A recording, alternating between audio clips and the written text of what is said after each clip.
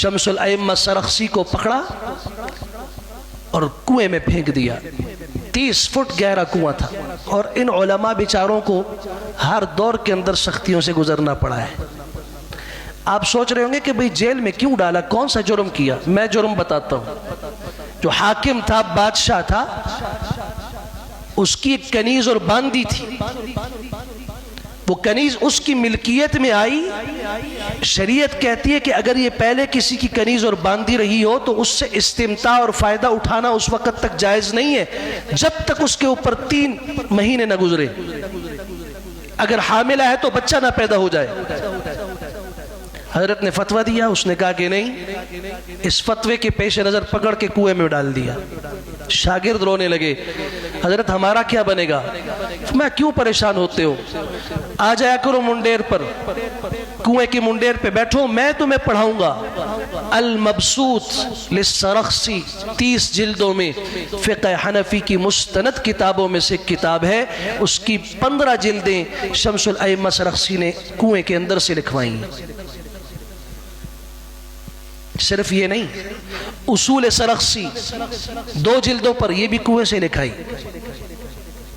السیر الکبیر اس کی شرح 2 جلدوں میں، یہ بھی کنویں سے لکھائی۔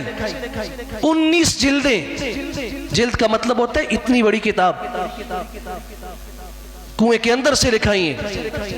تو پھر مجھے آپ بتائیے نا، جس نے ساری زندگی قرآن و سنت کی خدمت کے لیے وقف کر دی، اللہ اس کا نام مٹا دے گا؟ پھر آج کچھ لوگ ممبروں پہ بیٹھ کے ایسے لوگوں پہ انگلیاں اٹھاتے ہیں، ان کو کس نے فلاں بنایا، اس کو شمس الائمہ کس نے کہا، اس کو شیخ الاسلام کس نے کہا؟ آپ بانٹنے والے نہیں ہو، شیخ الاسلام اللہ نے کہلوایا اور ان لوگوں کی زبانوں سے کہلوایا جنہوں نے ساری زندگی دین کی خدمت کی۔ آج اگر ابن تیمیہ رحمۃ اللہ تعالی کو شیخ الاسلام کہا جاتا ہے، اس کے پیچھے ان کی محنت ہے۔ الفتاوی الکبریٰ 6 جلدوں میں، جاؤ کسی مکتبے سے۔ میں کبھی کبھار اپنے دوستوں ساتھیوں کے ساتھ جب سفر پہ ہوتا ہوں، 2 کام ان کو کہتا ہوں کہ دیکھو، مساجد، مدارس، ان کا چکر ضرور لگایا کرو۔ اور الحمدللہ ہم جس شہر میں بھی گئے، اپنے ساتھیوں کو مدارس کے اندر لے کر گئے کہ یہاں جا کے دیکھو، آنکھیں کھولیں۔ مکتبوں میں رکھا، جاؤ یہ ایک کتاب ہے، ابن عقیل کی 800 جلدوں پر لکھی ہوئی ایک کتاب ہے۔ زندگیاں صرف ہو جائیں گی، نام دیکھتے ہوئے آنکھیں کھل جاتی۔ 800 جلدوں پر ایک کتاب۔ جی ہاں، ابن شاہین کی تفسیر 1000 جلدوں پر۔ دنیا کا کوئی مکتبہ اس کے لیے تیار نہیں ہے کہ اس کو چھاپ سکوں۔ زمانہ طالب علمی میں ایک تفسیر کا جز چھپا تھا، تفسیر حدائق ذات بہجہ، کویت نے چھاپی 400 جلدوں میں۔ ایک تفسیر، سورہ فاتحہ کی تفسیر 7 جلدوں میں تھی۔ شوق پیدا ہوا، وہ مجھے یوسف علیہ السلام کی بڑھیا یاد آ گئی۔ وہی کیفیت تھی، اللہ کی قسم کھا کے کہہ رہا ہوں۔ مکتبے میں گیا، کم از کم کتاب کو دیکھ تو لیں۔ سن 98-99 کی بات کر رہا ہوں۔ پورے کراچی کے مکتبوں میں گھوما وہ کتاب، انہوں نے کہا جی کون خرید سکتا ہے، یہاں کون لائے، 25 لاکھ روپے قیمت ہے اس کی اس زمانے کے اندر۔ جنت العشاق الى معرفت کلام ربنا المشتاق ایک تفسیر ہے 1000 جلدوں میں، 864 جلدیں اس کی۔ عمر اگر لگائی جائے، زندگی صرف کی جائے تو یوں صرف کی جائے۔